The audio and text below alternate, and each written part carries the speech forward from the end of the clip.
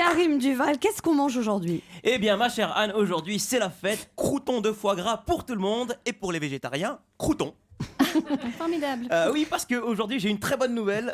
Paul Duhan, ce génie des algorithmes, va éradiquer le chômage grâce à son application Bob Emploi. Alors, toute la presse parle de Paul Duhan, hein, ce super-héros des ordinateurs né à Trappes. Moi, tout de suite, je me suis imaginé un rappeur gangsta informaticien. L'algorithme dans la peau, on m'appelle le petit crack. Si t'as pas ta viens mon frérot, Bob Emploi, c'est pas de l'arnaque. Paul Duhan, l'enfant du 9-3, fils d'immigrés chinois. Je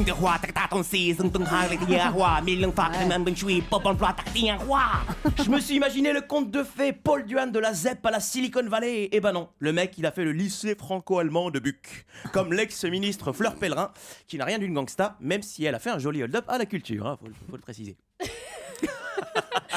Et en plat de résistance, Karim, alors? Eh bien mes chers auditeurs, on va partir sur une soupe Ogbono. Je vous emmène au Nigeria, où un homme est condamné, tenez-vous bien, pour avoir nommé son chien Buhari du nom du président du Nigeria.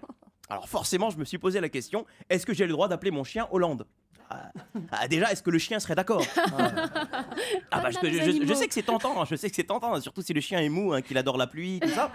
Mais quand même, c'est quand même le président de la République en exercice. Donc où est la limite finalement? Parce que même si on prend les ex-présidents, Sarko attaque, ça sonne bien à l'oreille, tu vois. Sarko revient, bon, c'est moins d'actualité, hein, forcément. Mitterrand, Pompidou, tout ça, c'est limite. Giscard, à la rigueur, si vous avez un sloggy tout fin et tout sec, pourquoi pas. Par contre, De Gaulle, ça ne passerait pas. Moi, je le sais parce que j'ai grandi au Maroc et je vais vous raconter une histoire vraie. C'est pour ça que je me permets de la raconter. Mes voisins marocains avaient appelé leur chien De Gaulle et ça faisait vraiment bizarre d'entendre De Gaulle, De Gaulle. Va chercher la baba la Mustapha. C'était vraiment bizarre. C'était vraiment choquant, vraiment. Et ça choquait tellement leurs amis français qu'ils avaient dû le rebaptiser Eisenhower. Le cabot, il était complètement perdu. Quand tu l'appelais, il faisait l'air de dire je vous ai pas compris. Et en dessert, Karim, alors? En dessert, les amis, une pièce montée. Et oui, en référence à ce morceau d'escalier de la Tour Eiffel, vendu aux enchères aujourd'hui, valeur estimée 50 000 euros. Qui va payer 50 000 euros pour un escalier dans son salon? Emmanuel Macron pour son mouvement En Marche? L'ascension qui ne mène nulle part? Alors après, je comprends, c'est le prestige d'avoir un petit bout de Paris chez soi, hein, le Paris qui fait rêver les Américains. Hein. Oh là là, j'adore la tarty flat.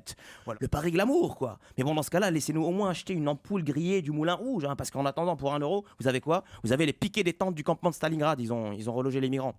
Loin, pour le coup, très loin de la Tour Eiffel. Europe 1, ça pique, mais c'est bon.